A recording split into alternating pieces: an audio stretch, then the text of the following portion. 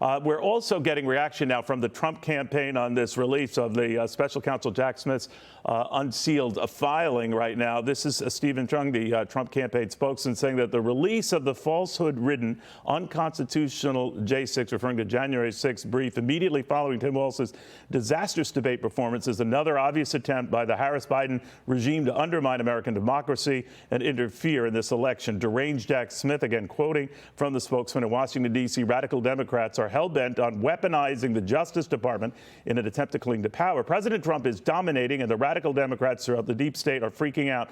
The entire case is a partisan, unconstitutional witch hunt that should be dismissed entirely, together with all the remaining Democrat hoaxes. This again from a Trump campaign spokesman. Of course, all of this back and forth on redacted material that has now been made public from Jack Smith's investigation, born of a Supreme Court decision that said essentially actions by a president in office, you can't touch them. He is untouchable for that. It's not that black and white. Katie Cherkasky here to remind me it's not that black and white, but good to go to a lawyer who knows these things than certainly an anchor reporting on these things. So, Katie, what do you make of this? A whole 165 pages out here. We get some interesting revelations, but anything new or anything that changes anything for you? Well, I think there's really no question that this is Jack Smith's only real opportunity to try this case in the eyes of the public before the election. And that explains this robust factual section rehashing all of these things about January 6th and the aftermath that pertain to this indictment. But at the end of the day, the immunity decisions about where the line is drawn for what conduct and what evidence can be used in the prosecution of a former president is still highly unprecedented. We have the initial ruling from the Supreme Court. This is the government's first attempt to argue why their indictment as amended should stand. The defense will have a chance to respond to that. And then ultimately, the judge will make a ruling. And that ruling, if it's not favorable to the defense, is immediately appealable before this case would ever make it to a trial. So this is just a last-ditch effort, in my opinion, by Jack Smith to get these facts back in front of the American people. Then by getting in front of the American people, Judge Hochstein was saying essentially it had to be all out there. You had to see everything that was in there, including the material that heretofore was redacted or we didn't know was in there, right? Well, there is certainly an importance to focus on some of the facts to argue whether or not they fall inside or outside the lines of official conduct. But one of the reasons that the issue with the Supreme Court came down so heartily on the side of the defense is because an American president, when they're in office, is essentially never really off duty. So to draw the line between what's official and unofficial is a very nuanced practice. I think there are certain things that you could look at if there was a president in office and let's say they were accused of domestic violence or something like that. Clearly an unofficial act, but when you're getting into acts of the government and other officials and conversations with other government officials, I think that's going to be a very fine line to walk, and the Supreme Court is ultimately going to be the ones that are going to decide where it is drawn before any of these cases can make it to a trial officially. Katie, it sounds like in the case of Jack Smith, he's going to the president's personal behavior and how he personally acted beyond being president of the United States at the time. And the TikTok on the January 6th developments, when the documents refer to Donald Trump's Twitter post focusing on the enraged mob that was building and eventually making its way to the Capitol and then raiding the Capitol, and that Trump would take action certainly to stop it, but did not. Instead, the document reads, Mr. Trump looked at an aide and said, only so what? Again, according to grand jury testimony, now disclosed in this brief. So we're getting a little bit more of a sense of what Jack Smith believes was Donald Trump's thinking. You can't get in Donald Trump's head on that. But one of the things that you hear from the former president around the same time, this issue with the vice president, Mike Pence, who was seeking to convince Donald Trump that he had lost the election during a private lunch in mid-November 2020. For example, it says that Mr. Pence suggested to Mr. Trump that he accept defeat and run again in the next presidential election, but Mr. Trump did not want to hear it. I don't know, it quotes him as saying, 2024 is so far off. So I'm going through that, and I'm thinking, all right, what is new here? He is interpreting the remarks coming from Donald Trump And I don't know if any of this is dooming for the former president or whether this is the stuff that galvanizes the public all over again about events that are now 4 years in the rearview mirror. What do you make of the significance of any of this, all of this?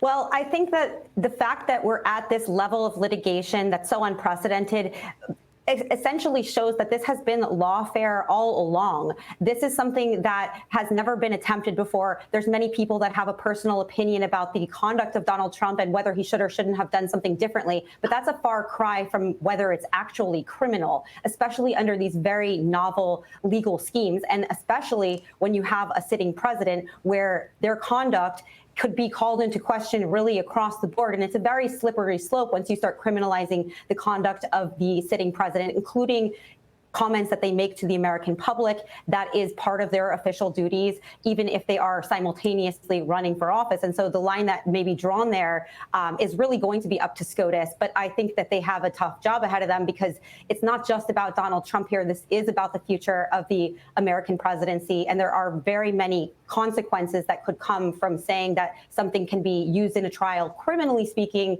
for a sitting president that may not have been considered because people are myopically focused on former President Trump's conduct here. And again, the criminality is a very creative charging scheme that has never been before tested.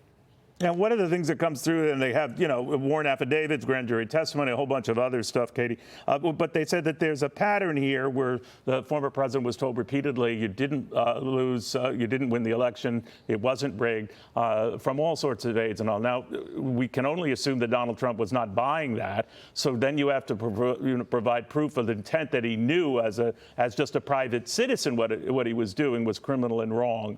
But that, too, is something that's open to interpretation, right? So I wonder just where this goes.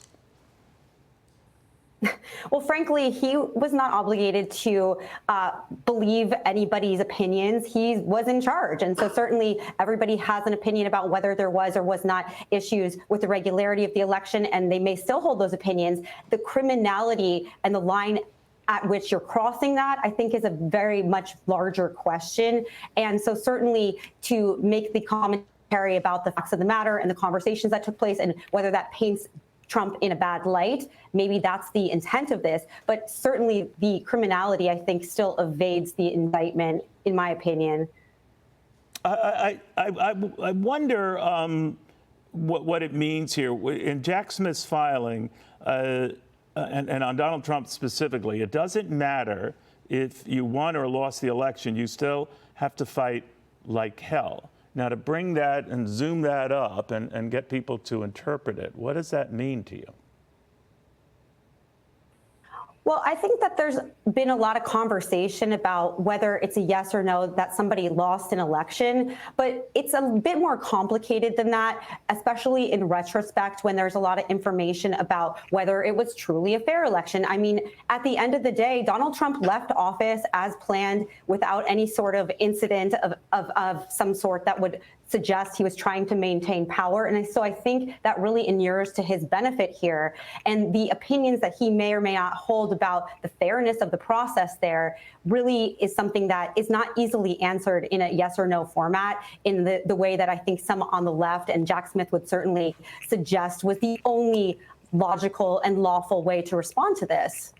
Yeah, so, Katie, when the Supreme Court ruled as it did, Jack Smith seems to be saying that Donald Trump is not immune from prosecution on federal charges, applying, let's say, in this case, to overturn an election that he knew he lost. But I don't understand that he knew he lost is any more relevant than if he thought he won. Well, we're going to run into problems proving intent in many criminal cases. That's a big burden that the prosecution carries, that you have to prove the actual criminal intent of the defendant and that they knowingly engaged in certain conduct. And that is part of including all of these conversations here, that there was certain messages relayed to him and that he was, in fact, under the distinct impression that this was the case. That may or may not be true. And so I think that this indictment has a lot of those same issues that you'll see in any criminal case that are difficult to overcome, but you need to use circumstantial evidence if you have any chance of proving them at all. And in this case, I think there are even more questions years later that have come up about whether he legitimately did lose that election. And I think that that is a fair point for him to make, whether the courts agreed with him or not. And obviously he did in fact leave office. He may still harbor those genuine beliefs that he did not fairly lose that election in the first place. And that may run into problems for the prosecution in proving that intent ultimately. Hey, Sean Hannity here. Hey, click here to subscribe to Fox News YouTube page and catch our hottest interviews and most compelling analysis. You will not get it anywhere else.